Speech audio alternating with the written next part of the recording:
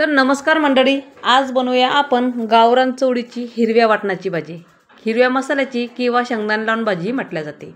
तुम्ही जर माझ्या चॅनलवर नवीन असाल तर चॅनल सबस्क्राईब करा आणि त्याचसोबत बेल आयकॉनही बटन दाबा, म्हणजे माझे असेच नवीन नवीन व्हिडिओ तुम्हाला बघायला मिळतील. तर शेंगातल्या दाणे पूर्ण आपल्याला काढून घ्यायचे, जे कवडे आहेत ते खोडून घ्यायचे. ते दाणे पूर्ण काढून घेतलेत मी. ते आपल्याला स्वच्छ धुवून घ्यायचे. किचनमध्ये सकाळी सकाळी खूपच ऊन येत आहे, त्यामुळे चमकत आहे आणि सकाळी ऊन आलेलं चांगलंच असते. ते दाण्याला आपल्याला थोडंसं पाणी घालून घ्यायचं आहे आणि हे दाणे आपल्याला तेला मिठात शिजवून घ्यायचे. कढई घेतलीत, कढईमध्ये थोडंसं तेल घालून घ्यायचं आहे आणि 1 चमचाभर इथं हळद घालून घ्यायची आणि त्यात जे आपण दाणे स्वच्छ धुतले होते चवळीचे ते त्यामध्ये आपल्याला घालून घ्यायचे. तेला मिठामध्येच हे दाणे आपल्याला आधी शिजवून घ्यायचे. त्यामुळे भाजीला जेव्हा गदक होतो हे दाणे शिजायला वेळ लागत नाही, ते पटकन शिजतात आणि चवही खूप चांगली लागते. थोडंसं चिमूटभर मीठ घालायचं आहे, अर्धा चमचा इथं मीठ घालायचं आहे आणि हळद मिठामध्ये आणि 1 ग्लास पाणी घालून घ्यायचं आहे. तेला मिठामध्ये आपल्याला हे भाजी शिजवून घ्यायची आहे. 1 ते 2 मिनटंच परतून घ्यायचं आहे.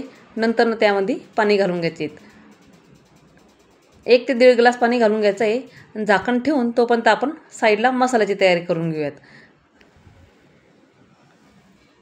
तर मसाल्यासाठी 10 ते 12 हिरवी मिरची घेतली आहेत आणि तव्यावर चांगली खरपूस भाजून घ्यायची. तेल न टाकताच भाजून घ्यायची आपल्याला ती.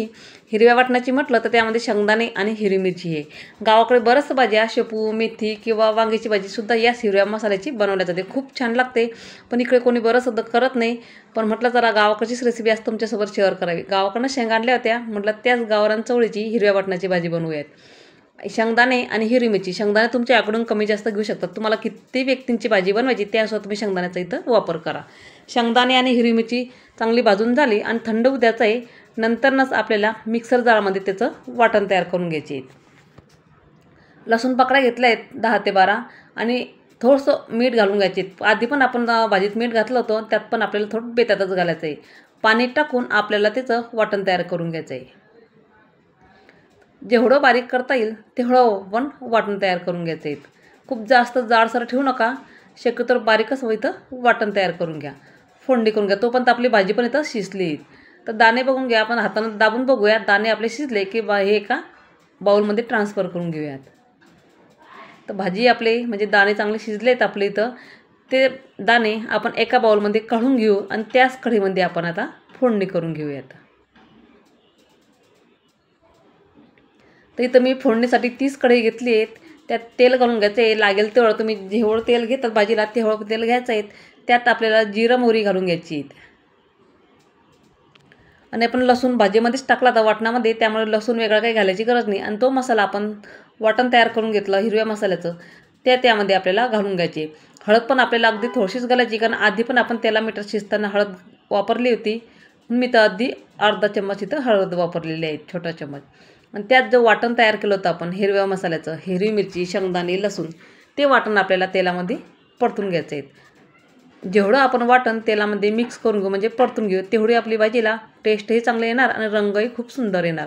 म्हणून आपल्याला मसाला हा 1 ते 2 मिनटं तेलात चांगला परतून घ्यायचा आहे. जोपर्यंत मसाल्याला तेल सुटत नाही तोपर्यंत आपल्याला मसाला तेलात चांगला परतून घ्यायचा आहे, म्हणजे एकजीव करून घ्यायचे. नंतर थोडंसंच त्यामध्ये थंड पाणी घालून घ्यायचे. थंड पाणी किंवा गरम पाणी जे असेल तुमच्याकडे. मी मसाल्याच्या यामध्येच घातलं होतं पाणी, तेच पाणी त्यामध्ये घातलं आहे. मिक्सर जारमध्ये जेवढं पाणी होतं मसाल्यामध्ये त्यात थोडंसं पाणी घातलं आणि त्यात थोडंसं आपल्याला कढईमध्ये घालून घ्यायचं आहे. पूर्ण मसाला त्याला चांगला परतून घ्यायचा आहे तेल सुटेपर्यंत. नंतर घरातल्या व्यक्तीप्रमाणे तुम्हाला जेवढं रस्सा बनवायचा तेवढं त्यामध्ये तुम्ही घालून घ्यायचं आहे. चवळीचे दाणेसुद्धा घालून घ्यायचे आहे, ते शिजवलेले. आणि त्यात जेवढं पाणी लागेल व्यक्तीनुसार त्यात तुम्ही पाणी घालून घ्यायचे आहेत. ही भाजी रस्साच छान लागते, भाकरीसोबत किंवा चपातीसोबत खायला खूप छान लागते. तुम्ही कशासोबत ही भाजी खाऊ शकता ती. तर बघू शकता मी पाणी घालून घेतलं आहे त्यामध्ये आणि त्यात थोडंसं आपल्याला चवीनुसार मीठ घालून घ्यायचे. मीठ आपलं मसाल्यात पण घातलं होतं आणि शिजताना पण घातलं होतं. गरज पडली तरच त्यात तुम्ही मीठ घाला, आवश्यकता पडली तरच, किंवा नाही घातलं तरी चालतं. कारण आपण दोघी वेळेस मीठ घातलं होतं. तर पूर्ण मिक्स करून घ्यायचं आहे आणि एक चांगली भाजीला उकळू द्यायची आहे. भाजीला छान गदक आला तेवढीच आपली भाजी खायला टेस्टी आणि चवदार लागते.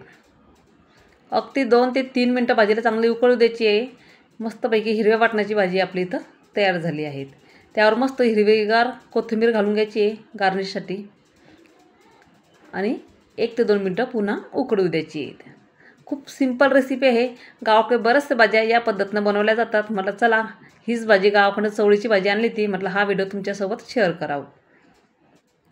तर आपली मस्त इथं गावरान चवळीची हिरव्या वाटणाची भाजी इथं तयार झाली आहे.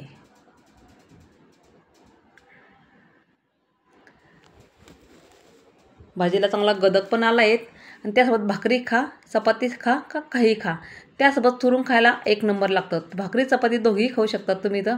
तर मी चपातीच बनवलेली आहेत आणि त्यासोबत आपल्याला इथं ठेवायचं आहे पापड किंवा लोणचं वगैरे. तुम्ही त्यासोबत तोंडीलावाला काहीही ठेवू शकता. तर मी तर नाचणीचा पापड घेतलेला आहे.